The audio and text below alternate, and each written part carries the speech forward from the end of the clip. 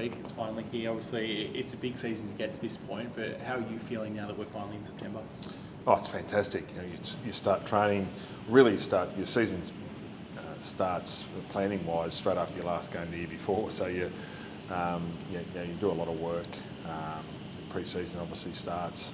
That's just part of it, and then you get through to be able to give yourself you play your season to be able to give yourself a good opportunity to play at this time of the year. So it's fantastic that we're involved, we're amongst it. Great that we've got a game here in Sydney, and generating this sort of support in this city is just awesome. Yeah, it's fantastic. You mentioned kind of it starts immediately after last season. Obviously, the way you guys lost was that close elimination final to Carlton. Were you always confident this team could bounce back as well as they have this year? It's pretty hard to make finals, and so we made finals again last year. It's difficult to do, and if you look at the 3 of the last 4 premiership teams haven't made the finals the year after. It's a difficult competition. The draft, the salary cap's designed for to make it as even as possible. So when you say bounce back, we played finals last year. I was really proud of the team to be able to do that, and really proud of what they've been able to do this year. It's not an easy competition. It's really tough, and to be able to give ourselves an opportunity to play at this time of the year is fantastic. We looked last week. We had a day or two to reflect on that, but we moved pretty quickly into the Giants when we know that was who we're going to play, and so we've been focused on that, and looking forward to that contest.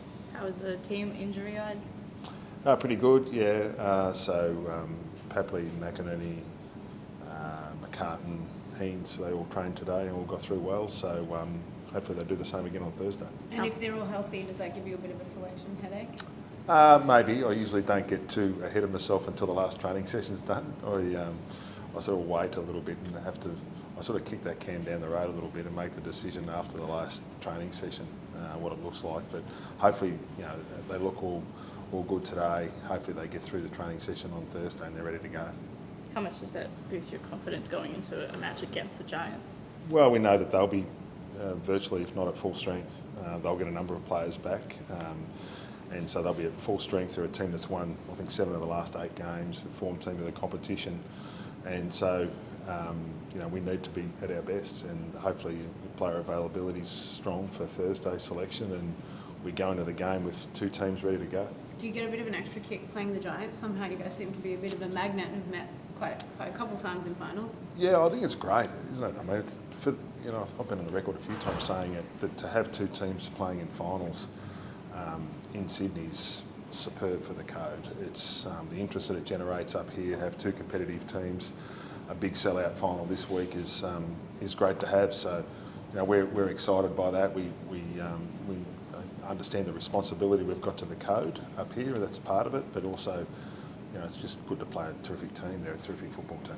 Tommy and Juzzy in particular obviously haven't played for a bit over a month now. Yeah. Do you worry about the game time going in if they are to play this weekend, but then that equal balance of if they're not ready for this weekend, there could be another week off? Like, how do you balance that sort of selection?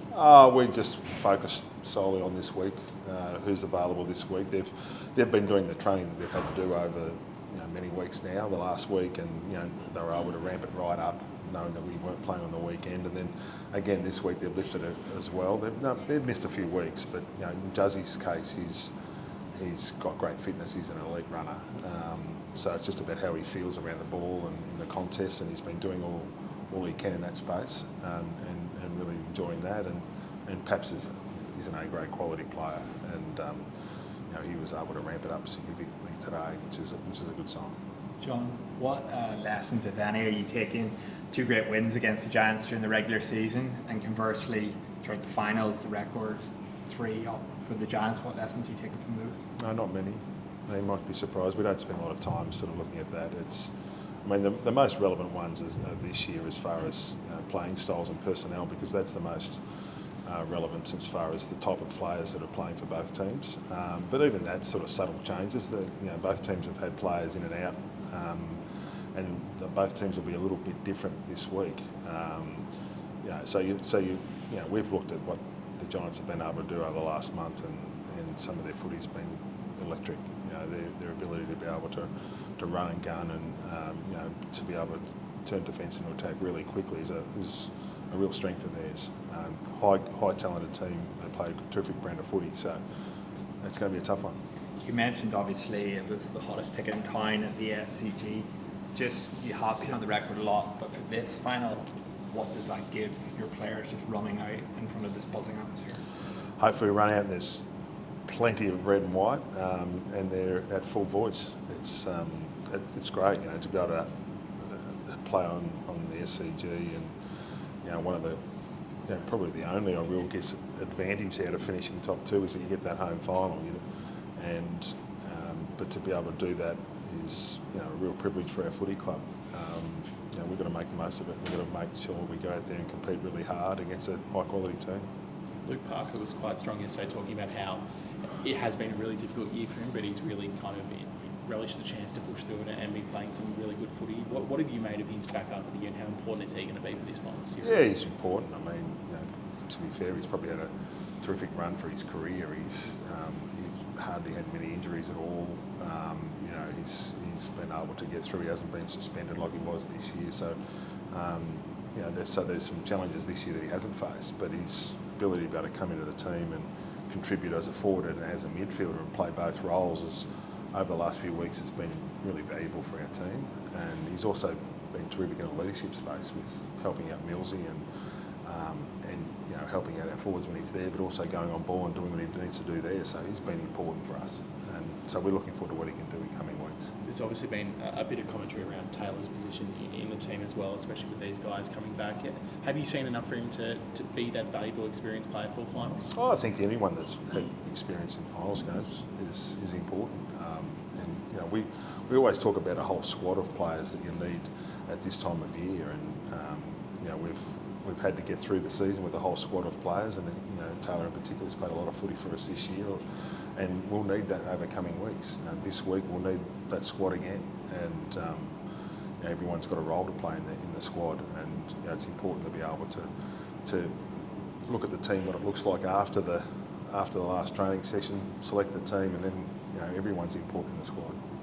Considering some of the knocks that the squad has had, how important will it be to try and get a win here, to get another week off and then roll into a prelim? No, I think we've had a pretty reasonable run. I think if you look at most teams go up and down with injuries or wins and losses, and I think we've been fortunate to be able to get, hopefully if Paps and McInerney can come back and be available, that our squad's not too bad a condition, and that's important for us, and so we've been able to find different ways of winning over the last 3 weeks that have been pleasing as well. Sometimes you've got to dig deep, and we've been able to do that and find different ways to win that game of footy, and over the next however many weeks is in front of us, you'll need different ways, and you'll need to find different styles of footy, and hopefully that'll stand us in good stead. Do you think that's given you an extra gear this last month? I know at the middle of the season there was some challenges, but having those gritty wins at different types of wins to the start of the year, do you feel like that's going to give you another gear to go to in the final? Well, I hope so. It's something to draw upon, and not everything's going to go according to a perfect plan in finals games. You're going to be up against it at different times. There's going to be an arm wrestle. There's going to be moments in the game where some teams will have momentum, the other team will have to fight their way back. That's just the way it goes at this time of the year. And so you've got to have that experience to be able to draw upon, and hopefully our players have got that experience to draw upon. We spoke to your All-Australian boys yesterday. How proud are you as coach, and what does it say about the Sydney Swans to have 4 of them? I'm thrilled. I think it was to have 4. I think the next best was 2. It's a great reflection on our playing group and our footy club, and I think everyone's proud of them. I know everyone's proud of them. Everyone takes a little piece of that, and to see those boys get in the All-Australian team is, it's a really proud moment as a footy club. It's great individual recognition for those players themselves, but it's also recognition for the team and their teammates, and I think that's what everyone gets excited by. Particularly having 3 of the midfield guys that have played so much this year together be recognised, and I know that's a facet of the game you guys have put a lot of work into. That must be a really great recognition. Yeah, there was. It was. I mean, those guys have been terrific, and they've all got their own different stories too. There's a couple of younger boys there, and Haynes, and so those guys have all got their own stories, and that's all part of it, isn't it? It's great to have those stories in footy and embrace those stories and see some of those stories unfold during the course of the year like they have, and hopefully there's still a bit to be written here. John, you've been involved in quite a few finals at this footy club. Can you take us into how does it feel to be taking this group of men into September as a coach? How does it feel? I feel very privileged. I think that's first and foremost. You in the role of head coach, you try and give your players as much opportunity to play at this time of the year as you can. It's something that we all strive to do, and the footy club as a whole strives to do, and to be able to give ourselves another opportunity is exciting, but we also know it's tough.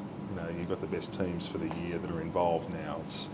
Everyone's a gun team, everyone's got their strengths, and you're going to have to be at your best.